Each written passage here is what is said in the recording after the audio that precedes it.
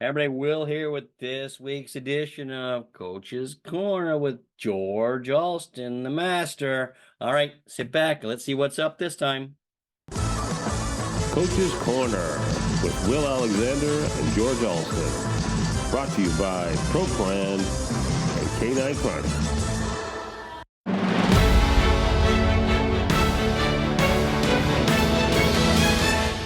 Hey, George. How's it going Hey, today? Will, it's been a long month, baby. I'm looking forward to these little things that you and I have. We I've probably been spend sitting here more. the whole time just waiting for you, George. Oh, is that what that is? For Yep.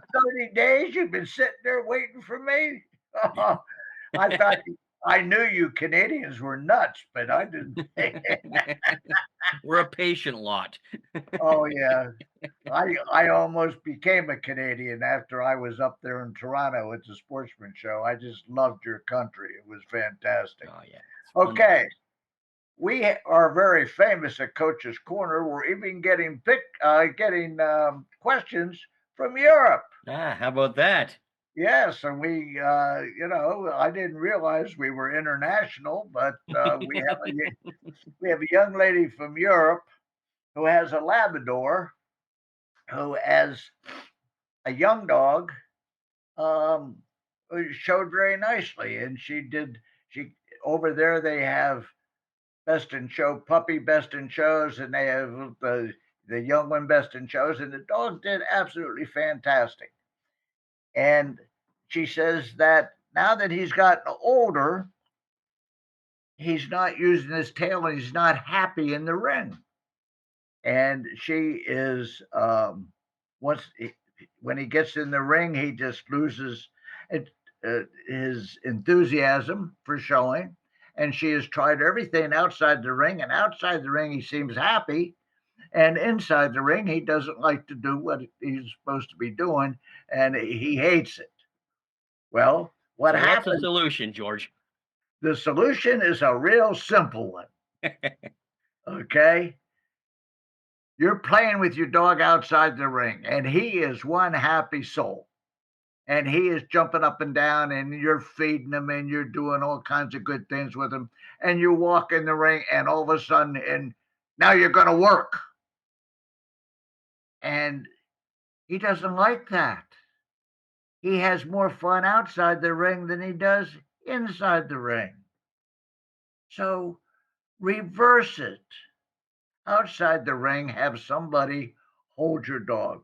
When I was showing dogs, very rarely did I ever hold my dog before I went in the ring. I always had an assistant or a client hold the dog. I would maybe play hide and seek with the dog and tease him. But I never uh, was nice to him outside the ring. I never tried to make him happy or whatever. And then when it came time to show, I'd take the lead and said, "Okay, guy, let's go have fun." And we'd walk in the ring. And he got fun in the ring, and I made him have fun in the ring. Yeah. And in my career, every time I did a seminar, I said, "Did anybody ever see me show a dog that was unhappy in the ring?" And in all the years that I taught, which was quite a bit, nobody ever saw me show a dog unhappy. So you just swap it. The other thing is, she says that he doesn't use his tail. So you have to train him to use his tail. Now, what you have to do is you not only have to train the dog to put his tail up, but you have to train it to put it down. We would have, I showed an Irish setter that had his tail straight up over his back like an Afghan hound. And I had to train it to go down. But to train it to go down, you also have to train it to come back up. It's like training a kid what's right and wrong. You can't just teach what's right. you have to teach him what's wrong so he can see the difference between right and wrong.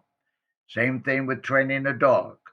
So you train a dog to on your Labrador to train him to put it up on voice command, just by tickling it, whatever, and tell him he's a good boy.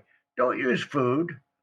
You scratch his head and you pet him and you uh, and but you then train your Labrador to put his tail down, and then you teach him to put it up and put it down, turn it up and put it down. And when you're in the ring, you do this, and when the judge is looking, it's put your tail up, and and then you put it down, and you make it a game, and he has fun. This is how you get him to show. And I don't know if you remember, when I was a child, I had this English Cocker I got from Mrs. Eldridge, and he wasn't a great show dog. He was I was about, I don't know, 14 maybe. He wasn't a great show dog, and I think that's why I really got him. I think Mrs. E decided that he was too hard to show. He just didn't like it. So I called you a couple times, and you told me what you asked me what I was doing with him during the week. And I told him training, doing this. You said stop, stop doing all that stuff. Wait till you get to the dog show. When you get them all ready, have mom hold it ringside, take him in the ring. Got to make him have fun. He said, you even told me try to lose. He said, don't try to win a couple times.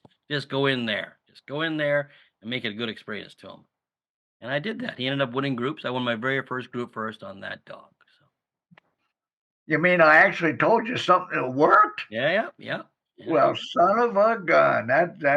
But that reminds us of an English Cocker that Mary Ann showed.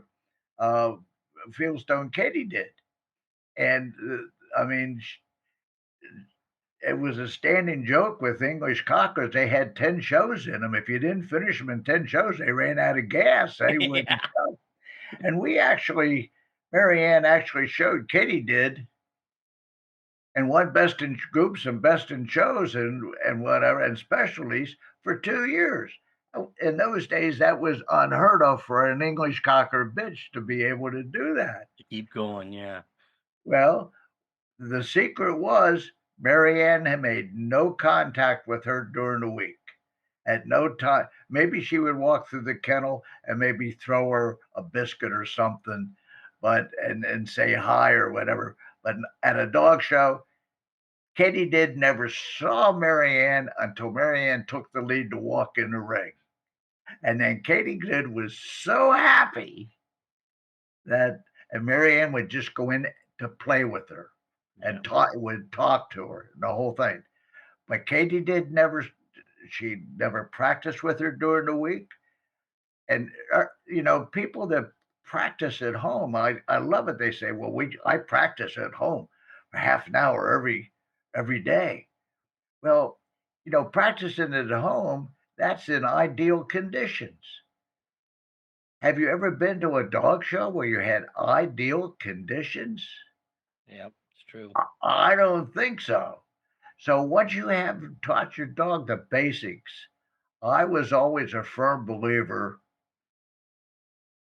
never practice at home again once the basics, or unless you have a specific problem you have to work out. That's a different story. But don't practice and work them just for the sake of doing it because you're going to make them hate it. And under ideal conditions, there are thousands and thousands of backyard champions. Oh, How many best in show winners. I used to times? win best in show all the time when I was a kid in the Oh, backyard. absolutely, man. How many times did you win Best in Show at the Garden at home? Oh, Uh, hundreds probably. Hundreds. at least once a month. Yep. At least once a month. I went through that. Everybody goes through that. It don't work. No. Okay. I would, as a judge now, I I hope that often helps you with your Labrador with the tail. We will do.